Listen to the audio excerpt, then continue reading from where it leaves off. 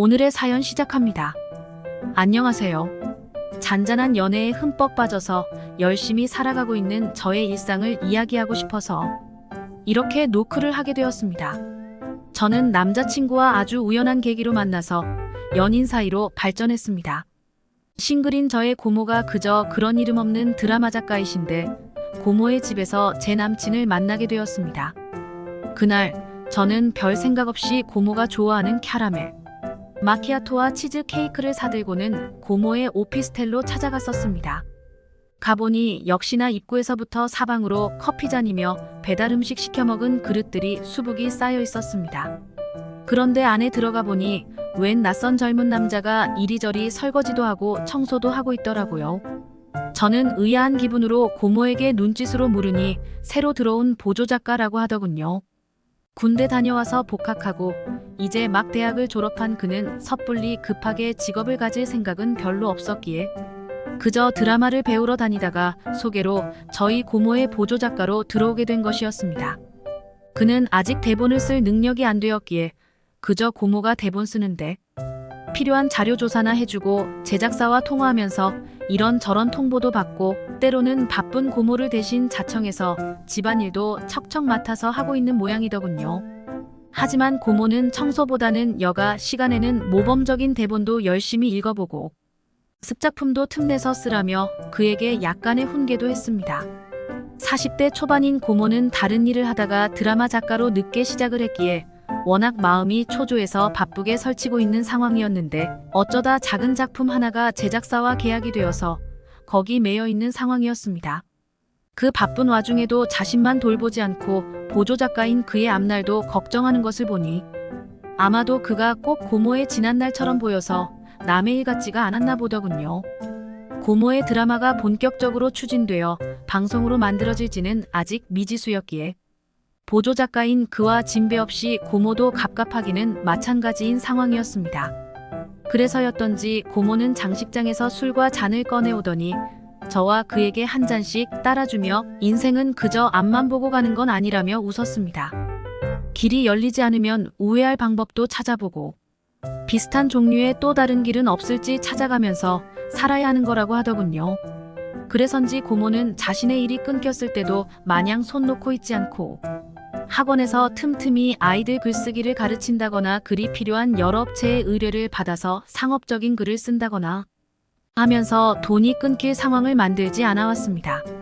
그런 성품을 곁에서 지켜보면서 보조작가인 그도 자신의 어쩌면 암담할지도 모를 작가로서의 길을 조금은 걱정도 하고 한편으로는 그런 길에 들어섰으니 더 역동적으로 움직여야 한다면서 일이 없을 때는 공사장에서 벽돌을 나르는 일도 했다고 합니다. 그리고 어느 틈에 고모의 오피스텔에 들르는 일이 잦아지게 된 저와 자주 인사를 건네고 젊은 사람들끼리 잘 통하는 주제로 대화도 나누다 보니 저와 점점 정이 들어서 사귀게 되었습니다. 저는 그와 데이트할 때는 제가 비용을 전부 내고 있습니다. 초반에는 그가 그런 점을 조금 꺼려하기도 했고 자존심 상해하는 눈치도 보이고는 했습니다. 하지만 저는 고모의 경우에서도 이미 보았듯이 글 쓰는 직업이란 것은 어느 순간이건 백수로 직행할 수 있는 구조 안에 있기에 그가 힘들게 알바해서 벌거나 고모를 도와주면서 겨우 버는 돈을 함부로 쓰게 할 수가 없었습니다. 더구나 그 돈조차도 언제가 될지 모를 안정된 길에 이를 때까지 아껴 서야 한다는 것을 알기에 섣불리 한 끼에 몇만 원씩이나 하는 식사비나 차값으로 척척 내게 만들 수는 없었던 것입니다. 저는 그 점을 신중히 그에게 설명했고 그러자 그는 간단한 정도의 비용은 자신이 내겠다고 하여 저는 그 정도 자존심은 지켜줘야 한다 싶어서 고개를 끄덕였습니다. 우리는 주로 고등학생들처럼 데이트했습니다.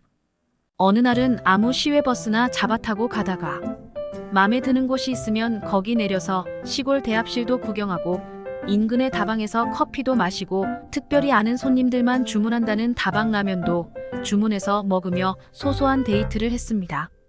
그리고는 시골 강가에서 다슬기도 줍고 때 이르게 날아다니는 잠자리도 잡고 그러면서 놀았습니다. 때론 우리 아파트 옥상에 올라가서 돗자리를 깔고 앉아서는 음악을 들으면서 맥주를 마시기도 했습니다.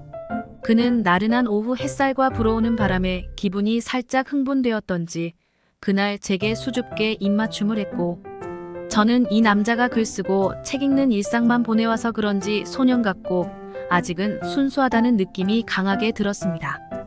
그날 저녁, 제가 차려준 저녁을 먹고 커피를 마시면서 그는 자신의 행복했던 시절과 마음 아팠던 기억도 이야기했습니다. 특히 고등학생 시절에 사고로 죽은 누나의 유품을 정리하다 발견한 수많은 시집들과 소설집들에 대해서 애잔한 얼굴로 이야기했습니다. 원래는 누나가 그의 집안에서 유독 돋보이는 독서광이었고, 글쓰기 대회에 나가면 항상 상을 타고 올 만큼 주위 많은 사람들의 기대를 받고 자랐는데, 누나는 어느 늦은 밤에 학원 공부를 마치고 오다가 뺑소니 사고로 목숨을 잃었다 합니다. 이후로 그의 집안은 환하던 불빛이 깡그리 꺼져버린 축제 후의 공터처럼 폐허가 되어버렸고, 그 역시도 자신의 든든한 버팀목이었던 누나가 사라짐으로 해서 모든 것이 아프고 힘겨웠다고 했습니다. 겨우 18살에서 멈춰버린 누나의 빈자리를 느끼며 그는 거실에 꽂힌 수많은 책들을 누나인 양 읽으며 주말 밤들의 적막을 이겨나갔습니다. 그러던 어느 날 TV를 통해 우연히 본 한 드라마로 인해서 드라마 작가의 꿈이 조용히 그의 가슴이 파고들어온 뒤로 관련 교육을 받기 시작했고, 그 첫 번째 일자리로서 우리 고모의 보조작가로 들어오게 된 것이었습니다. 그는 멀고 먼 자신의 앞날이 아마도 가시밭길이겠지만 죽은 누나가 어쩌면 꾸었을지도 모를 작가라는 이름을 어쩌다 보니 자신이 이어받아 어설프게 명찰을 만들어 나가고 있는 중이라고 말하며 미소를 지었습니다. 그리고 누나라면 충분히 꾸었을 꿈의 한 조각을 자신이 쥐게 되었지만 이렇게 된 이상은 계속 나아가는 것 외에는 방법이 없다고 말했습니다. 물론 우리 고모와도 그런 비슷한 이야기를 나눈 적이 있었다고 합니다. 고모 역시도 그 못지않게 경제적으로건 정신적으로건 힘든 마음을 겨우 삭히면서 열심히 앞으로 나아가고 있다는 것을 저는 짐작으로 충분히 알고 있습니다. 그건 저도 예외는 아닙니다. 하다못해 매달 꼬박꼬박 정해진 월급을 정해진 날에 받고 있는 저이지만 그것이 인생의 전부는 아니라고 여기고 있기에 일순 불안하고 뭔지 모를 허망함으로 힘들어지는 순간이 분명히 있기 때문입니다. 우리 모두의 인생은 다 그런 것이겠지요. 누구나 불안을 아는 채로 어떻건 자신의 길에서 한 걸음씩 나아가고 있습니다. 그리고 그 걸음을 멈추지는 못하지요. 왜냐하면 돌아본 그 길을 온전히 자신의 힘으로 열심히 걸어온 사람이라면 그 걸어온 만큼의 내재된 힘이 분명히 마음 안에 담겨 있을 테니 앞으로의 걸음은 더욱 단단해질 것이라는 스스로의 확신이 있기 때문입니다. 그러니 힘내서 서로 격려하며 열심히 살아가는 것 외에는 방법이 없다는 것을 스스로가 잘 알고 있는 것입니다. 오늘의 사연 여기까지입니다. 구독, 좋아요로 응원해주세요.